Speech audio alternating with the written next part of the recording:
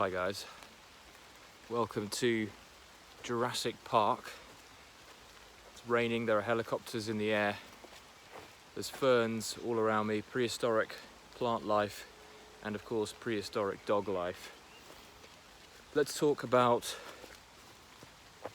our pasts, that shady, murky, rather frightening, ugly for many of us, quagmires that is our pasts, our personal histories, and how they can take a huge hold on us in terms of us not being able to let go whatever it was that happened that we didn't like happen.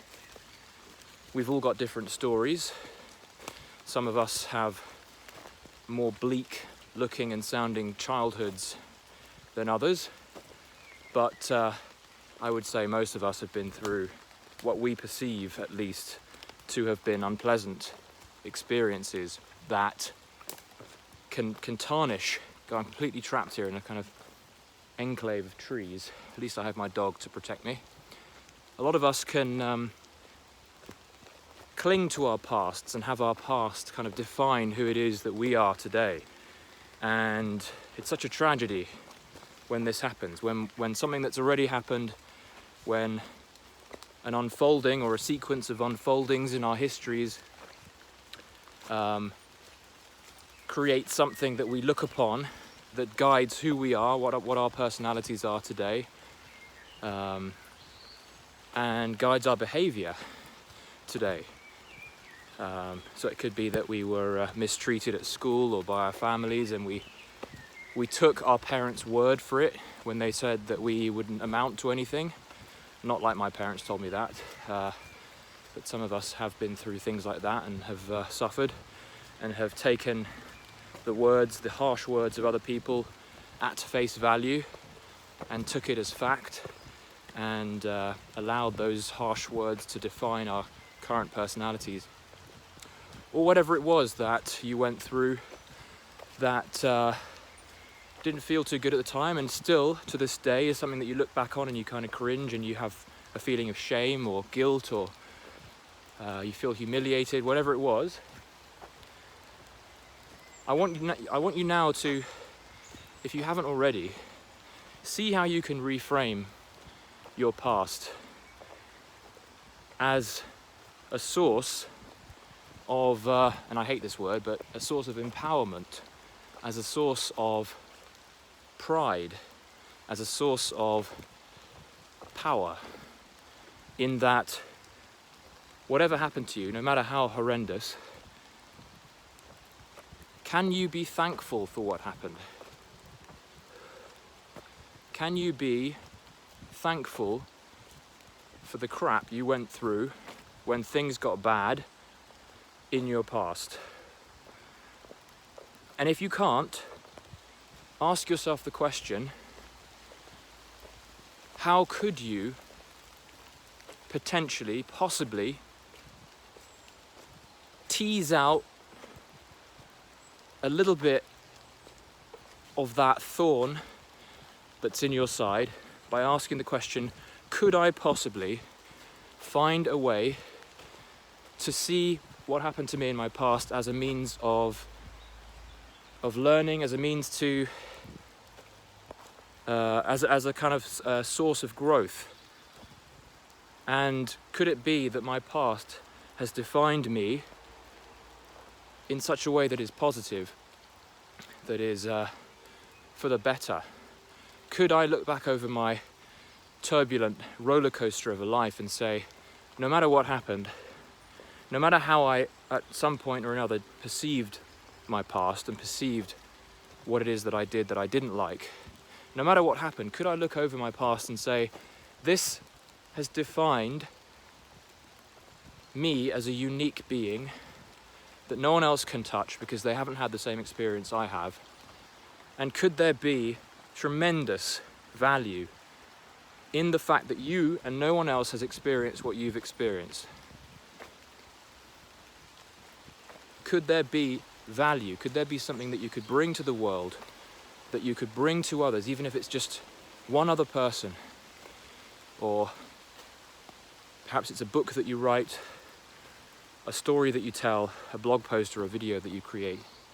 Is there something of tremendous value, or even a snippet of value in what you went through that others could also benefit from? But even if you aren't there to help others, could it be that your past and what happened was actually the greatest gift you could have received in a funny kind of way? And what you'll find is when you ask these questions, you'll find that you have spent a lot of your life limiting yourself in incredible ways. I'm getting rained on like a biatch here, but you have been limiting yourself if you have believed the lie that your past defines and limits who you are right now, and limits your personality, limits your ability to express yourself, whatever it is.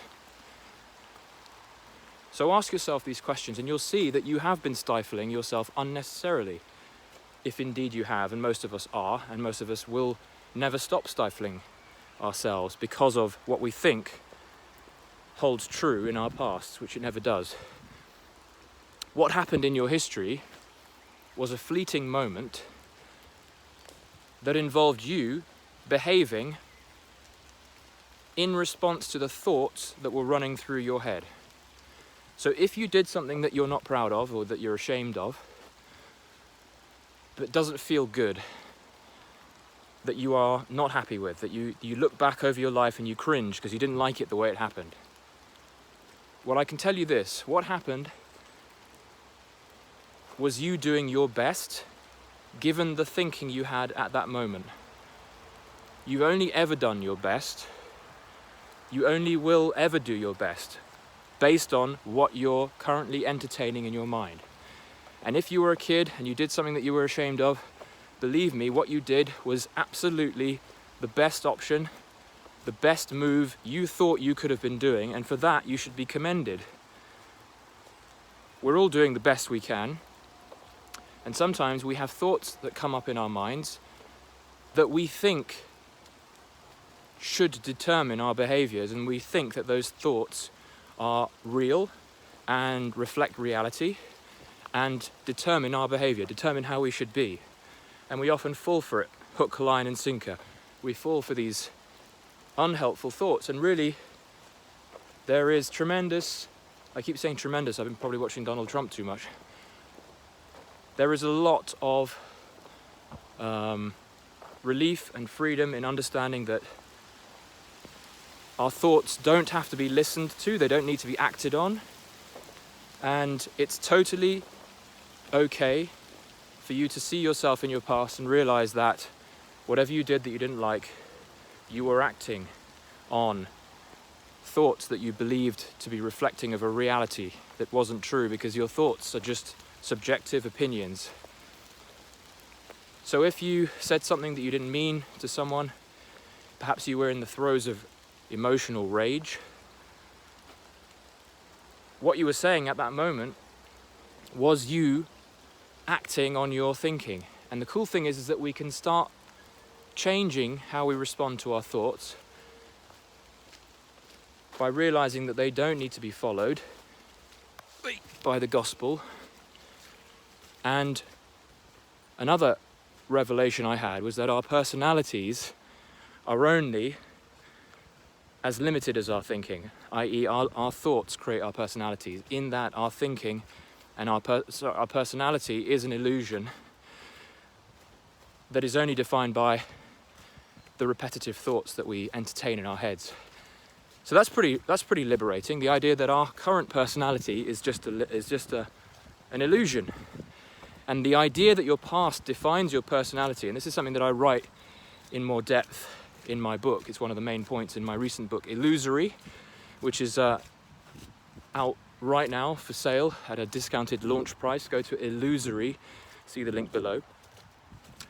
The idea that our past creates our personality today is an absolute lie, an absolute myth. And it's only true to the degree that we believe our thoughts are true. Does that make sense? So, I'm going on for beyond 10 minutes here. I hope that gave you a little grain of support and motivation perhaps about how we can fall prey to the power that our pasts can have on us. And the beauty is that it really doesn't. We can choose today to see our pasts as something that doesn't need to affect us, but at the same time something that we can see as a gift.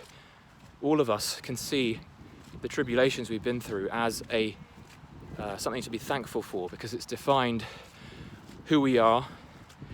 And I know that kind of goes against the idea of personality being an illusion, but our experiences are of course real. Our personality isn't, but our experiences and what makes us unique are absolutely real. And we can interpret them any way we like. We can interpret our experiences and our behaviors in the past to be a bad thing, or we could interpret them to be a good thing.